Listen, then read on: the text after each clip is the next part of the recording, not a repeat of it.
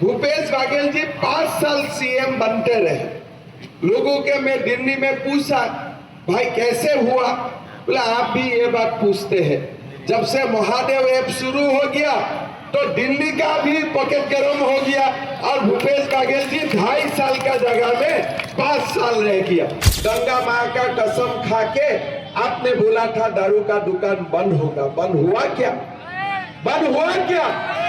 आपने बोला था छत्तीसगढ़ का लोगों को, आपने बोला था कि हर परिवार को साल गैस सिलेंडर फ्री मिलेगा। मिला क्या आप लोगों ने?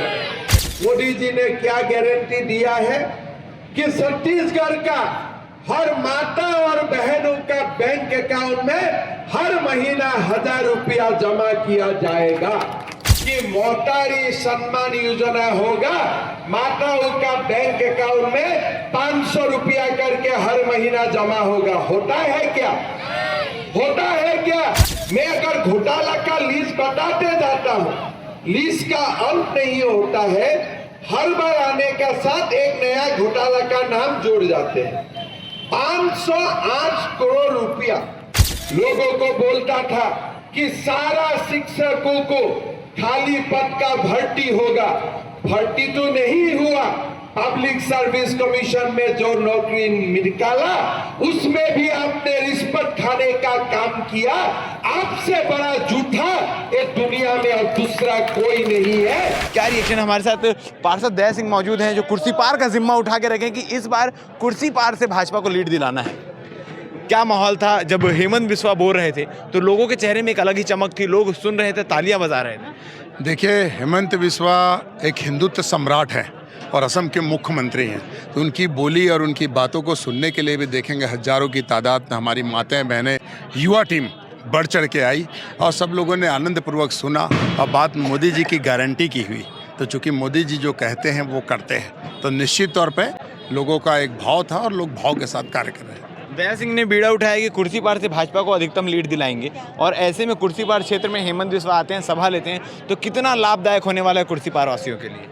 लाभदायक क्या है? देख रहे हैं इनकी जितनी योजनाएं हैं, चाहे जिसके तहत में हमारी बहनों को पर मंथ 1000 रुपये मिलेगा, सालाना 12,000, और एक परिवार में अगर 5 महिला है तो 60,000 रुपये मिलेगा। उसके साथ 1 लाख लोगों को नौकरी मिलेगी। उसके बाद महिलाओं को 500 रुपये में गैस का सिलेंडर मिलेगा। जितनी भी योजना है, जिस चीज़ रखी उस पर जनता, आम पब्लिक काफ़ी खुश है और हर्षोल्लास के साथ निकल। नारी बंधन योजना के तहत भाजपा 12,000 रुपये सालाना देने की बात करी, वहीं कांग्रेस ने गृह लक्ष्मी योजना के तहत 15,000 देने का बात किया। तो कहीं भूपेश लबरा है और सिर्फ झूठ बोलते हैं, और ये कांग्रेस की सरकार छुल कपट और धोखे से चलती है।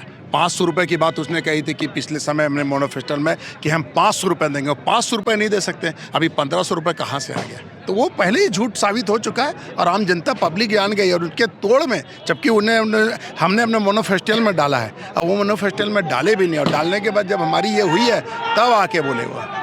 एक और बात जब हम सुन रहे थे तो जिसमें सबसे ज़्यादा तालियां बजी राम मंदिर के नाम को लेकर, कि छत्तीसगढ़ के मैनिफेस्टो में है कि छत्तीसगढ़ की जनता को राम मंदिर दर्शन कराने ले जाएंगे। तो दया सिंह उसमें कितनी भागीदारी निभाने वाले हैं? हजारों की तादाद में कुर्सी पारने के भिलाई से लाखों की संख्या में लोग जाएंगे, और चूंकि राम भगवान का ननिहाल है तो हम सब लोग एक तैयारी के साथ तैयारी करेंगे, एक टीम बनाएंगे, ताकत बनाएंगे, और पूरे के पूरे लोग हमारी माता बहनों को लेके राम मंदिर जाएंगे। एक आखिरी सवाल करना चाहूँगा, क्योंकि प्रचार प्रसार अंतिम चरण में है, कल से प्रचार प्रसार बंद हो जाने हैं।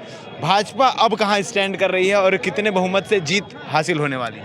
देखिए, कम से कम हम कुर्सी पार क्षेत्र से 30,000 की लीड से आएंगे, और हर वार्ड से आपको लीड मिलेगी, और हर वार्ड से हम बढ़ चढ़ के हमारी माता बहनें, युवा टीम और सब लोगों की एक बड़ी ताकत, मतलब ये छोटी छोटी ताकत महाताकत के रूप में दिखेगी, और बढ़ चढ़ के हम सब ये भी मान कर रहे हैं कि लोग आएँ और बढ़ चढ़ के वोट दें। तो उसके लिए हमारी माताएं बहनें जो मातृ शक्ति वंदना के तहत में कर रही हैं, वो इंतजार कर रही हैं कि कब आए 17 तारीख और हम जाएँ और वोट दें। युवाओं में किस प्रकार का जोश है इस सभा के बाद?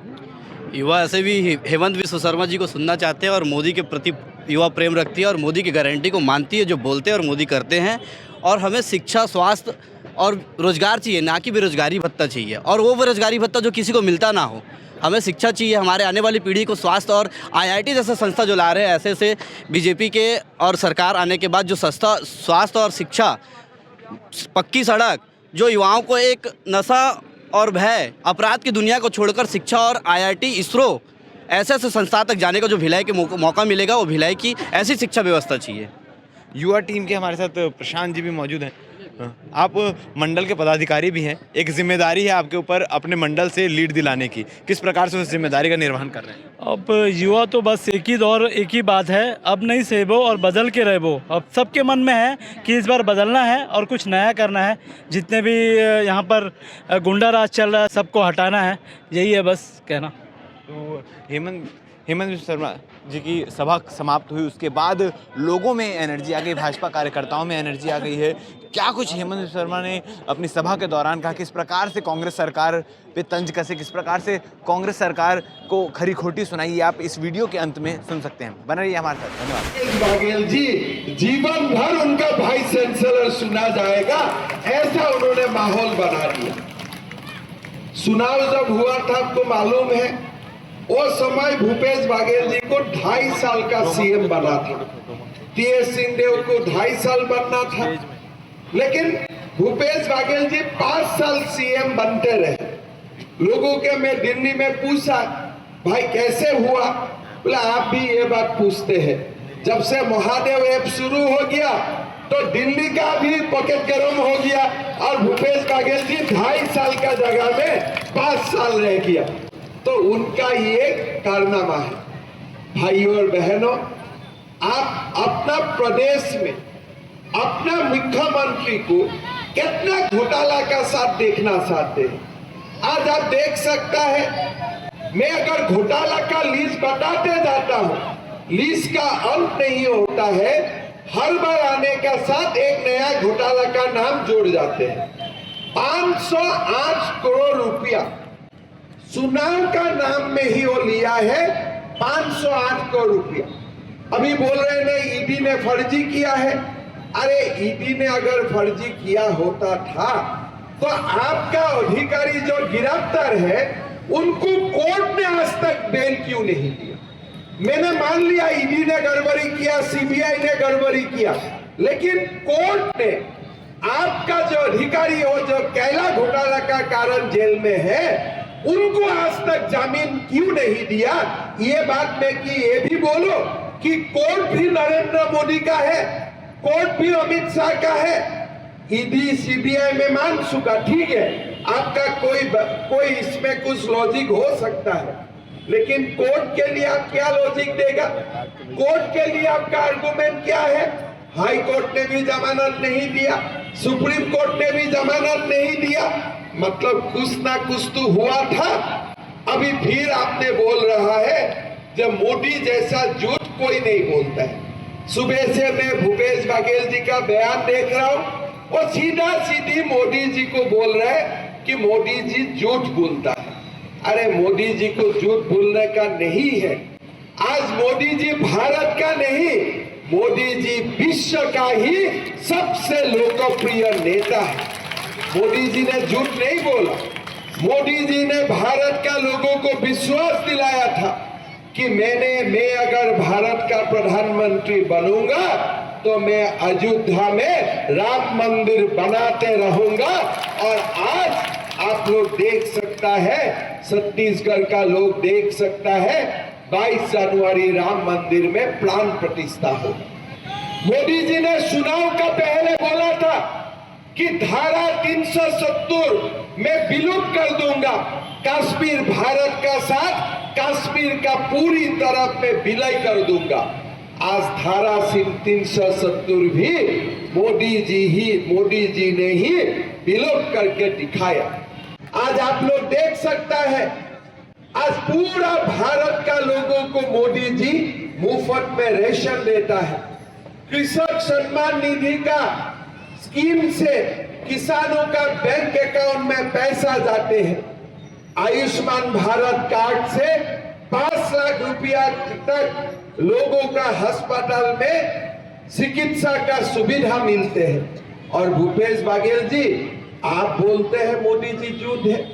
मैं आपको याद दिलवाना चाहता हूं, 2018 का चुनाव में गंगा मां का कसम खा के आपने बोला था दारू का दुकान बंद होगा। बंद हुआ क्या? बंद हुआ क्या? आपने बोला था छत्तीसगढ़ का लोगों को आपने बोला था कि हर परिवार को साल गैस सिलेंडर फ्री मिलेगा, मिला क्या आप लोगों ने? भूपेश बघेल जी ने बोला था कि मोहतारी सम्मान योजना होगा, माताओं का बैंक अकाउंट में 500 रुपया करके हर महीना जमा होगा। होता है क्या? होता है क्या? भूपेश बघेल जी ने बोला था कि बेरोजगारी भत्ता मिलेगा लोगों को, मिलता है क्या बेरोजगारी भत्ता? लोगों को बोलता था कि सारा शिक्षकों को खाली पद का भर्ती होगा, भर्ती तो नहीं हुआ। पब्लिक सर्विस कमीशन में जो नौकरी निकाला उसमें भी आपने रिश्वत खाने का काम किया। आपसे बड़ा झूठा ये दुनिया में और दूसरा कोई नहीं है। आप मोदी जी को झूठा बोलने का पहले अपने बारे में सोचिए। और आपने 2018 साल में जनता को क्या क्या बोला था, एक बार आप लोगों को आके अपना हिसाब दीजिए। हर जब चुनाव होते हैं, हमें राजनीति 2001 सन से मैंने विधायक हूं, हर साल जब चुनाव होता है हम जनता को हिसाब देते हैं। भूपेश बघेल जी जनता को तो हिसाब नहीं देते हैं और हर दिन सुबह एक नया वादा करता है। वो खुद भी जानते हैं कि मैं वादा करता हूं लेकिन वादा निभाना मेरा काम नहीं है। भाइयों और बहनों, आज छत्तीसगढ़ एक नया परिवर्तन के लिए तैयार है। बीजेपी का सरकार बनाना है और नया छत्तीसगढ़ का निर्माण करना है। आज हमारे भारतीय जनता पार्टी का निर्वाचनी घोषणा पत्र निकाला। मोदी जी ने बोला कि ये मेरा गारंटी है। मोदी जी ने क्या गारंटी दिया है कि छत्तीसगढ़ का हर माता और बहनों का बैंक अकाउंट में हर महीना 1000 रुपया जमा किया जाएगा। अभी आप लोग पूछ सकता है क्या बीजेपी का तमाम सरकार है देश में, क्या ये स्कीम दूसरा स्टेट में मोदी जी ने करके दिखाया है? मैं आप लोगों को बोलना चाहता हूं, असम में हर माता और बहनों को हर महीना का 10 तारीख बैंक का अकाउंट में 1000 रुपया हर माताओं का बैंक अकाउंट में जमा किया जाते हैं। मध्य प्रदेश में लाडली बहना स्कीम है। लाडली बहना स्कीम का हिसाब से हर महीना 10 तारीख माताओं और बहनों का बैंक अकाउंट में 1250 रुपया जमा होता है। लेकिन राहुल जी को पूछिए कि ये 15,000 रुपया कहाँ जमा होता है? क्या कर्नाटक में लोग 15,000 रुपया मिलता है जहां कांग्रेस का सरकार है? क्या हिमाचल प्रदेश में मिलते हैं जहां कांग्रेस का सरकार है? कौन सा जगह में मिलता है? आप कृपा करके बताइए। झूठ बोलने का जगह नहीं मिला है। अब झूठ बोलने का ये क्या बाजार खुल के रखा है कि जहां भी जाऊंगा मैं झूठ ही बोलूंगा? कर्नाटक का माता और बहनों का बैंक अकाउंट में ये राशि आपने क्यों जमा नहीं किया है? झारखंड का सांसद महोदय यहाँ है, झारखंड में कांग्रेस का सरकार चलता है। क्या झारखंड में माताओं और बहनों का अकाउंट में 15,000 रुपया जमा होता है? आज हिमाचल प्रदेश में कांग्रेस का सरकार चलता है। क्या कांग्रेस ने हिमाचल प्रदेश का माताओं और बहनों को 15,000 रुपया जमा करते हैं? आज राजस्थान में कांग्रेस का सरकार चलते हैं। क्या राजस्थान में 15,000 रुपया जमा करते हैं? कहीं भी नहीं करते हैं।